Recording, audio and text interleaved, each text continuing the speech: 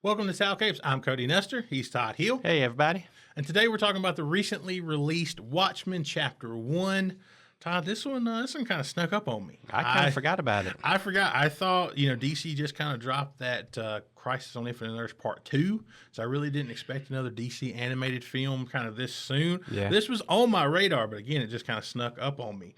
Watchmen, obviously one of, if not the best graphic novel of all time. Yep. I've heard this kind of praised as the most faithful adaptation that we've gotten so far of Watchmen. Do you agree? And what did you think of Watchmen Chapter 1 overall? I would agree. I mean, I don't think we're ever going to get a, panel for panel exact duplicate of the comic, but I think Right. for what it is, I think it was pretty faithful so far. I enjoyed it.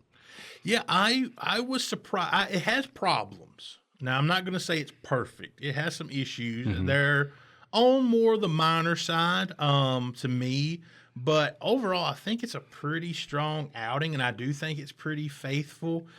We've been having, because we're killing the planet, we've been having all these tropical storms coming through, and the power was out last night, so I decided to kind of reread some of Watchmen up until the point that this stops. Oh. And it's pretty faithful. It's pretty damn faithful. Okay. Obviously, there's a few things they take out. Somebody drops the R word, they take that out, and there's just little bits here and there and little tweaks. But I mean, it's pretty solid and pretty faithful. Especially to, some of the things in the background. You get the big Gunga Diner blimp. You get the meltdown posters and all that little background stuff is all kind of there too. So like it's pretty faithful going back and just kind of rereading last night some of it. Like I give it credit for that. It feels like something that was made, unlike a lot of these DC projects lately, it does feel like it was made with more care than usual.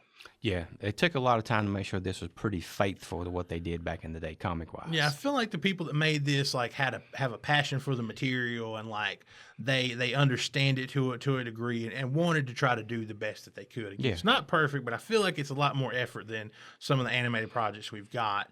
Not to mention any Great Crusader, those kind of things. Whoa, here we go. Let's talk animation, Todd. What do you think of the CG kind of animation kind of style here? It's kind of CG, but it's kind of mixed with some line work and things like that. What did you feel about that? When I first saw that original trailer, You didn't like it. I think I remember you told commented me. to you. I was like, Yeah, you were not sold. But honestly, when I watched it, I think it was a couple days ago now, it kind of grew on me. And in fact, there was parts where they actually lifted actual artwork. I don't know, but it really looked a lot like Dave Gibbons' style from the original Watchmen comic, which is something I think when DC were doing these in the beginning, some of them were kind of hit and miss, but that was my favorite thing about them was they tried to animate it as close to the original artist's comic work back in the day. Some of it was not too good, but some of it was pretty decent. Yeah, now we don't get that. It's just cookie cutter bullshit. Yeah, and this kind of grew on me. I liked it. I didn't have any problem animation wise. Yeah, there's parts where it's a little stiff. There's a scene where the two detectives are walking out of Blake's apartment, and it's very stiff, like Gotcha. early filmation type stuff. You Right. know what I mean? Like,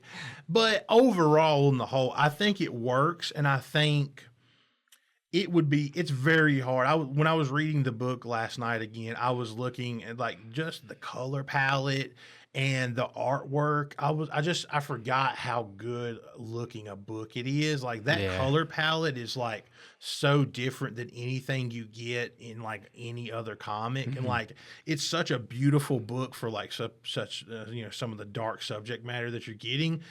It's almost impossible to recreate that in animation. Yeah. To take that from the page and translate it.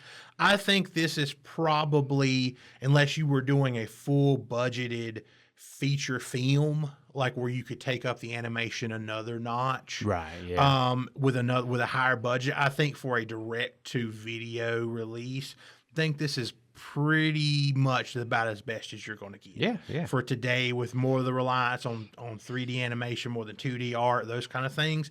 None of the art took me out of it. None of my problems with this was the art or anything. I think it has a good atmosphere and mood. I think the kind of the score is great behind it. Like the music is good. Like I think it kind of give a good atmosphere to it. It was when we were walking around in kind of rain soaked 1985 ish New York. Like it had a good vibe to it. Had a good mood to it. It wasn't just like bland and lifeless. It felt kind of alive as much as you can in a project like this. Right. I thought. Yeah. I was talking to someone, and this is kind of how I phrased it, and I kind of watched it. I kind of almost watched this twice. I kind of went back to it again and kind of went almost through the whole thing again. Because at the first I wasn't kind of sold on it, and I kind of meant this originally as kind of a dig against it, but now I kind of think it's more of a positive. But I kind of characterized it to somebody I was talking to, and you won't know what the fuck this means at all, Todd, because you're not a big gamer. Okay, I'm out Yeah, there. yeah, you won't really know. But for those of you that might be listening that are familiar with Telltale games, they make a lot of these. Maybe you see the Batman game, they made Telltale Batman, those kind of things. Telltale The Walking Dead. Wasn't there one called like The Wolf Among Us or something? Wolf Among Us as a comic property that was adapted by them. To me, when I first watched this and I was kind of skimming through it and I wasn't really sold on this and I hadn't really given it a fair shot, I was like, this looks like somebody took like cinematics from a Watchmen Telltale game, upscaled it with some AI, and cut it into a YouTube video that was like feature length. And I kind of meant that as a dig. Not only for the animation, but for some of the voice acting. And I went back and I watched it fully. This was after the skimming through it, and I'm like, I think it's more than that. I kind of like was shitting on it a little bit, but I think it ended up being more than that. But I think my problems with this does come with some of the voice acting. Okay. So let's get into that. So this is where I kind of had a few more problems. Now, to its credit, and maybe perhaps detriment, Watchmen Chapter 1 has like maybe one of the best casts of any film this year. So just kind of going through them here, we've got Titus Welliver as Rorschach, Rick D. Wasserman as Edward Blake, the comedian, Matthew Rhys as Dan Dryberg, Katie Sackhoff as Laura Uspechik, Michael, I think it's Cerverus as Dr. Manhattan, Troy Baker, Adrian Veidt, Corey Burton, Captain Metropolis, Jeffrey Combs, Adrian Barbeau, Phil Lamar, Yuri Lowenthal, Kelly Hu, Jeff Pearson, and on and on and on. Fantastic cast. And there's a lot of these that hit, and there's some of them. I wouldn't say any of them are terrible or complete misses, but some of them I'm like, Right. What before I go into, because why am I always the one with the problems? Why do you love everything, Todd? I don't. No, I'm just kidding. What did you think about the voice acting? This is one of the things that, not that you can stay away from Watchmen spoilers. I mean, Watchmen came out, in 1980, what was it, 1986, 85? I think it's 86. 86, yeah. So you ain't going to really get any Watchmen spoilers, even if it's animated or live action. Right. But I kind of heard some people saying, some of this voice acting, boy. Yeah. And I'll admit there's some of them it's maybe a little, what would you say, too static, too clean. Sometimes it's too. The one I have a problem with the most is Titus Welliver's Rorschach. It feels too forced at times. He's trying too hard. Okay. Because like when he scales it back in some scenes, I'm like, just keep that voice through the whole thing. Mm-hmm. But then he goes and he does. It's almost like it's somewhere between. Who's the guy that played him in the Zack Snyder film? Jackie Earle Haley? It's somewhere between Jackie Earle Haley and Christian Bale and Batman Begins. It's somewhere. It lives somewhere in there. And when it's more towards the Bale side, it's more forced, where it's like Rorschach's Journal. Rorschach's Journal, October 13th, 1985. Slept all day. Awakened by landlady complaining about the smell. She has 5 children by 5 different fathers. I'm sure she cheats on welfare. And it's like it feels like he's going out of a vocal range that he shouldn't be in. Right. It feels like he should, and when he scales it back to his more normal vocal tone and way of speaking, works better. It works much better for me in some of the lighter scenes, but it feels really forced. The other big one that I'm very iffy on is Wasserman as comedian. Hi. Eddie, what are you doing here? You knew I was changing. Sure did. You announced it loud enough. Come on, baby. I know what you need. know why you wear an outfit like that. Eddie, no. Spelled Y-E-S. Spelled N-O.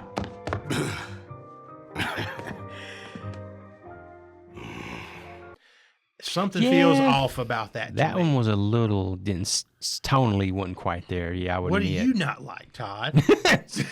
I was actually leaning more towards Dryberg and Sackhoff actually as Really? yeah. Those are my two favorites. Really? Those are my two favorites. Okay. I thought Katie Sackhoff and Matthew Reese did the best jobs What of the fuck anybody. do I know?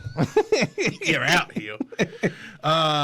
Yeah, I thought those. If I had like listed my tops, I think it's Katie Sackhoff and Matthew Reese is my tops. Okay. And my questionables are Rorschach #1 questionable, Mm-hmm. Watchmen comedian questionable, and Dr. Manhattan a little questionable.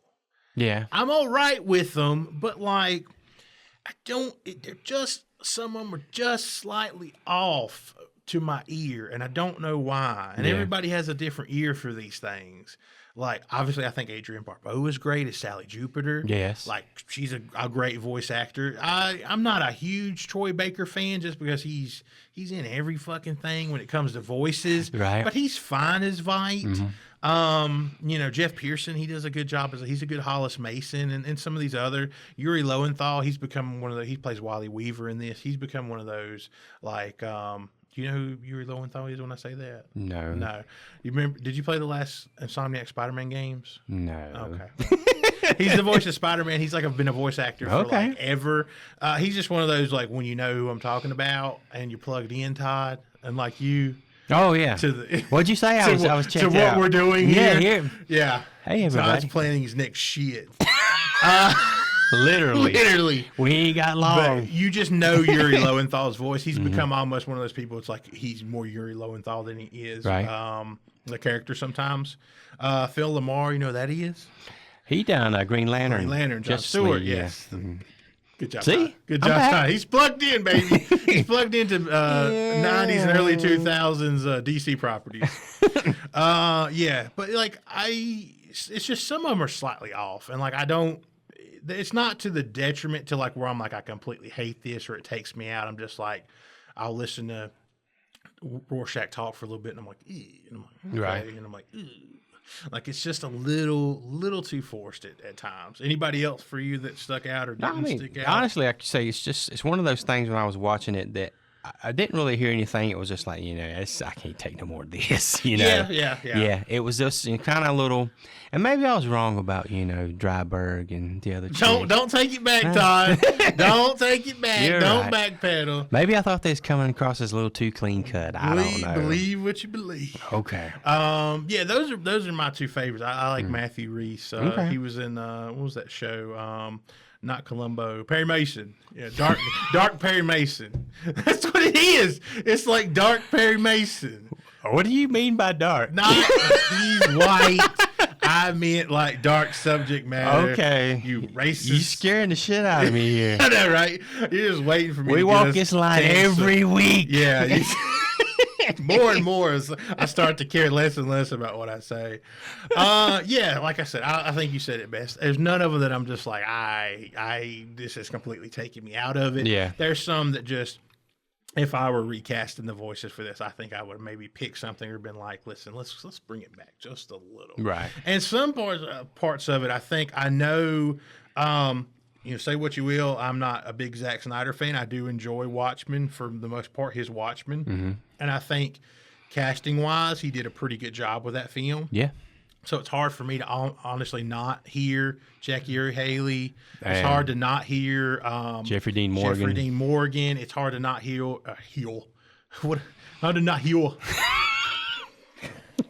This is all going to shit, Todd. Should we start over? No. Okay. We're not starting over. Yeah, it's hard to not hear Billy Crudup as Dr. Manhattan. That's true. This is That is true. This is my Whittler moment, Todd. That's what that just was there. Lord, we're getting that ready video to get don't even derailed. exist no more. We're getting ready to get derailed here. All right, yeah, but yeah, those voices, it's hard for me to not hear those voices. Yeah, true. I mean, kinda true. These days, because like that is to a point, the only other real voices we have for these characters, unless you True. watch that motion comic where that one guy does every voice, even the Oh females. yeah, I remember that. Yeah, no, it's terrible. No, It's terrible. Anything else about voices before I go on here? no, I think we're good. We got to get off of this one. Yeah, before I start doing the Vietnam woman voice, I'm gonna start breaking that out and get us real canceled. Moving on. Something I liked a lot how it was implemented. I wanted to see what you thought about it. I liked how they implemented and depicted the Black Freighter story, because it's here. They don't just take it out and just give you pure Watchmen. The Black Freighter is here. The story is depicted and kind of woven into everything else we're seeing. How do you think about how it was kind of depicted in this? I thought it was very well done. I mean, just like in the comic, the lines from the comic the kid is reading matches up with what's going on in the story we're watching or reading back in the day. Yeah. It just fits in seamlessly here.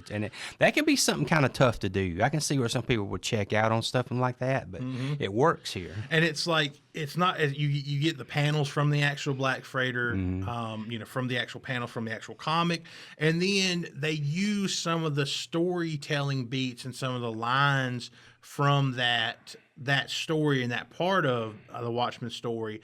They kind of overlay that narration to some of the stuff you're seeing in the actual Watchmen story, Right. which I think is like a great way, filmmaking wise, to kind of put that in there, and also take that story that's just kind of a singular thing that has, overt meaning and narratives and the kind of symbolism, everything that story has compared to Watchmen in the actual story, and then take that narration and really transplant it and kind of just juxtapose it to what you're seeing with the Watchmen story. Right. I think all that works really well. I think it's probably the best way you could probably work that in there. So that was something I really give them a lot of kind of kudos for, is figuring out a good way to kind of to leave it in and do it in a kind of a creative way. Yeah, it was good. It was really one of the better parts of it. Are you looking forward after this? Like I said, I think animation strong, story strong, obviously. The score, all of it's pretty strong. Voice acting, I think that's going to be the big thing. If you're on board with the animation, I think it's going to be the voice acting. If the voices are lining up for you, yeah, because I think it's as far as an adaptation of Watchmen, you can't really. It is Watchmen. Minor stuff is left out here and there, but it is Watchmen. So unless you hate Watchmen, you know what the story is going to be. Yeah. So it's how it's adapted, what it looks like, and how it sounds. And one of those three could take people out of this. It really just depends on your viewing, how you perceive these things. But for you, are you looking forward to a Watchmen Chapter 2 at this point? Yeah, I am, honestly. I mean, of course, like you say, we know Watchmen, we know what's going to happen. It's just interesting to see how they're going to pull it off. I'm kind of, my interest is piqued. I want to see how this plays out. Yeah, after I finished it, I was like, I really wish I could have kept going and kept going into part 2, and it was just out and we can go with it, because it really, you get kind of that little after the end credits, just kind of that look ahead kind of stuff, to what's kind of coming. I even thought the end credits were good, because you get some of that radio narration, some of the stuff from Under the Hood that by was Hollis cool. Mason. I think it's some interview with Janie Slater. Yeah, talking about Dr. Manhattan giving me cancer. He gives everybody cancer. Yeah. I should mention Dr. Manhattan Dong is here. It includes Dr. Manhattan Dong. It looks like a lowercase little u. Yeah, just like if you ever watch the old Dragon Ball, how they depicted little PPs. It's just two little U's. A little U for the PP and a bigger U for the balls. That's what you get for Dr. Manhattan. No detail in the penis, none of that. -1 point. You know who's not excited for any of this, though, Cody? Here we go. Alan Moore.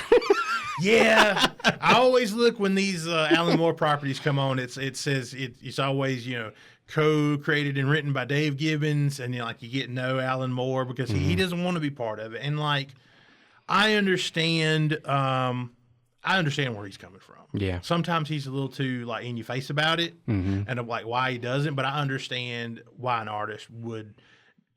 I do the work, and that's the work I did. And you're talking about other people adapting and changing my work and doing what they want with it. I'm not going to put my name behind it. I understand, but it does kind of suck that he doesn't get some of the. It kind of keeps him I think, from getting some of the praise when these projects of his come back up. Yeah. It's because, like, to the general casual public, how many people know who Alan Moore is if they're not a Right. big Watchmen fan? So, like, when this stuff kind of comes back up, he doesn't get as many flowers as, like, Dave Gibbons has gotten over the year because his name is always, like, Left off. well, yeah, his name is left Yeah. off, and Gibbons is, like, always up front when it comes to the media depictions of Watchmen. So I feel like it's kind of, it sucks for him, but again, it's his own choice. Yeah. But I know where he's coming from. And if by some chance that you're coming to this video, or you Watchmen in general, and this is kind of your first introduction to it, and you've never read the book, oh my God. Yeah.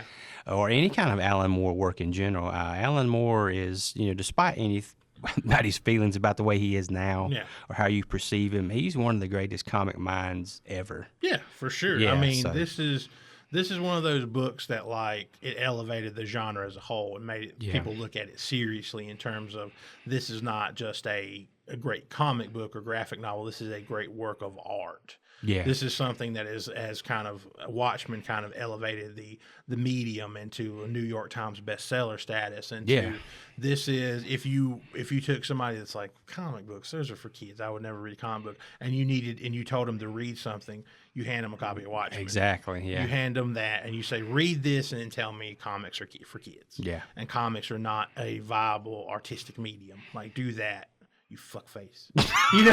And then you put them down. Yeah. But yeah, like I said, it's a shame, but I mean, it's its own choice, and I get where he's coming from. Oh, yeah, and he can definitely, be a little bristly as a human he being. can be a little. But I think he's one of those guys, though, you love to just sit around and listen to him tell stories, though. Oh yeah. Like, you just loved, like, I listened to clips of him talking, and there's, like, clips of him reading Watchmen that you can find here. Like, you're just little, like, him reading Rorschach's journal and, like, those kind of stuff. Like, he's just a guy you want to sit around and, like, have a beer with, let him tell you stories and about, like, like, this time a Swamp Thing, like, when I was Yeah. writing Swamp Thing, like, that kind of thing. So I think overall, like, I'm super, super looking forward to Watchmen Chapter 2, going back to the original question here. Like, I really can't wait. I don't know when it's coming out at this point, but it's definitely on my anticipated list, and hopefully it won't sneak up on us like it did this time. Review time, Todd? I'm ready. All right, Todd. So give us your review score and final thoughts for Watchmen Chapter 1. For me, I think this is one of the best animated projects DC's done in a pretty good while. I haven't watched Crisis on Infinite Earths Part 3, but I'll be honest, the first two I wouldn't. forgot there's a Part 3. Yeah. The first two wasn't hitting on much, and this is more in line with what I think DC started out doing best when they were doing these. They were taking, like, a comic story and adapting it with art style or animation style that was close to that artist's original intent. I'm still to this day pissed off we never got a proper Judas contract. DC. Yeah. We didn't really get a good adaptation of Batman Hush, really the death and return of Superman, because they were all kind of set in that where they were trying to do like a DC animation universe, and they all had that kind of cohesiveness they were trying to go for and try to keep everything together. Tomorrowverse. Or Yeah, whatever all that Tomorrowverse, verse yeah. bullshit is. But, I always think that Watchmen is a property that is best read first. Yeah. Naturally, you got to read it to really get into it and understand it. But I think this was a great adaptation of it, and I give it an 8. I thought it was great. Yeah. Before I get my review, I have a question coming off of that. If let's say 2 is as good as this one, you say this is great, right? 8 is great. Let's say Chapter 2 it holds solid and it's as good, if not better, than this. What's the order that you give somebody to, like, that's never watched Watchmen? Do you give them book, Snyder, this, or do you give them book, this, Snyder? If this could pull off Chapter 2, I think as good as they did Chapter 1. I always will go book first, and I think I would go this second, and then Zack Snyder third. I agree. I think if this can stick the landing, I think this will be like, if somebody for some reason you couldn't convince them to read the book, then at least watch this, and instead of being able to just hand them Snyder, you can hand them this now. I think this is going to take that number 2 spot. If you can't, if they've already read the book and want something else supplemental, or if you can't get them to read the book, show them this. I think it's going to live in that realm. I'm right with you. I think this is a great adaptation. I think it's a strong start. I can't wait for chapters 2. So for me, I think everything considered, animation, storytelling, score, vibe, atmosphere, mood, minus a little bit for the voice acting here and there and a little stiff animation and some pacing stuff. Otherwise, I think it's an 8. I think it's great. Okay. I think it's a great adaptation. I can't really wait till we get around to part 2, Todd. Anything else here? I'm good. All right. That's it for this episode. If you enjoyed the video, please like and subscribe. Feel free to send us an email or get in touch with us on social media. Towel Capes will return. Until next time. Bye, guys. Later, guys.